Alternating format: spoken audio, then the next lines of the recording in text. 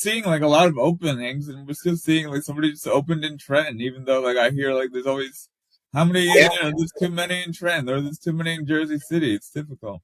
Well, that's the thing, Dan. It's like at Or this. how many are there? How many are there supposed to be? The problem with that game is, I got to make this point because the problem with that game is like we give it to the first few guys. It's usually the guys with the most means, who usually aren't like the little guy, the Rockies, like the black guys, the Hispanic guys, other minorities, women, vets, we've always like thought like should be like the people that benefited from this, like the early people that like rushed head along into like the gunfire and the stigma and the bat and like to the fight should be the ones that benefit. And it's difficult when it's often sometimes not the case. You have some people fall by the wayside. They retire out of their own desire. Some people have their own issues.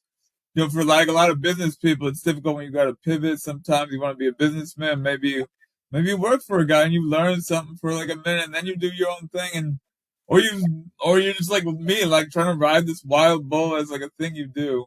That's it. I mean, you do whatever you can do every day. The thing I find is that traditional business does not apply to cannabis, and trying to explain that to like if you're like sitting in a boardroom of like finance guys and go, listen, that customer will do XYZ because he'll do XYZ, and whatever your model says before it, you have to throw it out the window because it's cannabis. And they're like, I don't understand it. Be like, we're loyal to a fault. We're like, rabidly like, that's how the industry always is.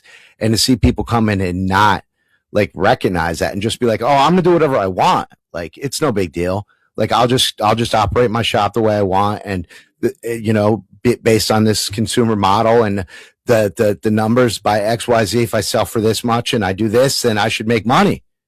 And then they don't. And they're like, I don't understand why nobody's coming in the store. Well, your bud tenders don't know anything. You have the wrong products on the shelf.